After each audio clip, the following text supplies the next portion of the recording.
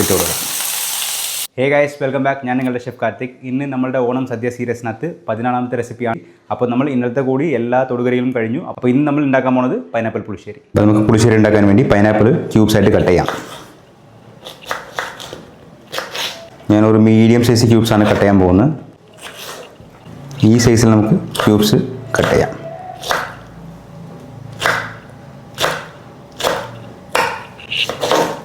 ഞാനൊരു പൈനാപ്പിളിൻ്റെ പകുതിയാണ് എടുത്തേക്കുന്നത് നമ്മളുടെ പുളിശ്ശേരി ഉണ്ടാക്കാൻ. എല്ലാം മീഡിയം സൈസായിട്ട് കട്ട് ചെയ്യാം. പിന്നെ ഇതിൻ്റെ കൂട്ടത്തിൽ തന്നെ 2 പച്ചമുളക് ജസ്റ്റ് ഒന്ന് നടുക്ക് കീറി വയ്ക്കാം.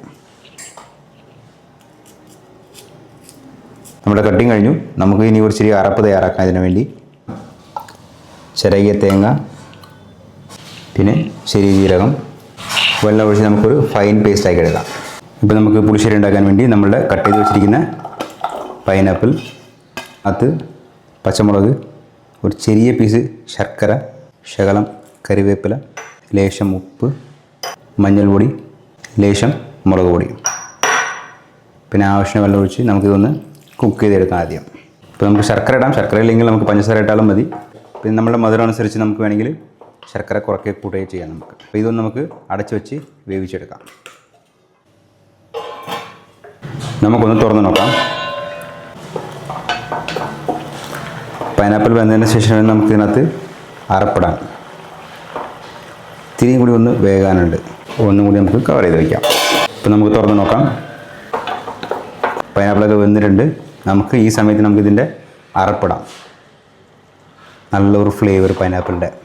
നമ്മളിതിൻ്റെ അരപ്പിട്ട് കൊടുക്കുവാണ്. അരപ്പിട്ടിട്ട് ഈ അരപ്പ് നന്നായിട്ട് വെന്ത് വരണം.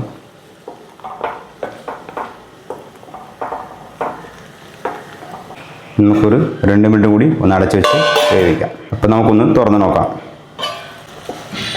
നമ്മുടെ അരപ്പൊക്കെ നന്നായിട്ട് കുക്കായിട്ടുണ്ട്. ഈ സമയത്ത് നമുക്കിതിനെ ഫയർ വളരെ സ്ലോവിൽ വെച്ചിട്ട് നമുക്ക് തൈര് ഒഴിക്കാം.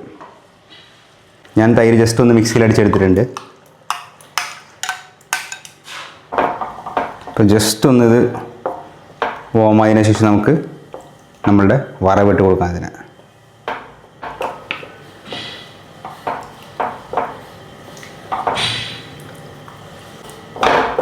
ഇപ്പോൾ നമ്മളുടെ തൈര് നന്നായിട്ട് ചൂടായി വന്നിട്ടുണ്ട്. നമുക്കിപ്പോൾ നമ്മളുടെ അടുപ്പ് ഓഫ് ചെയ്തിട്ട് ഇതിൻ്റെ വറവിടാം.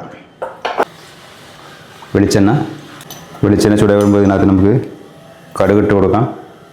കടുകൊന്ന് പൊട്ടുമ്പോഴേക്കും നമുക്ക് അതിനകത്ത് ഉലുവ, നമ്മളുടെ ഉണക്കമുളക് ഉണ്ടല്ലോ അത്, പിന്നെ കറിവേപ്പില, ഒരു നുള്ള് മുളക് പൊടി ഇടാം.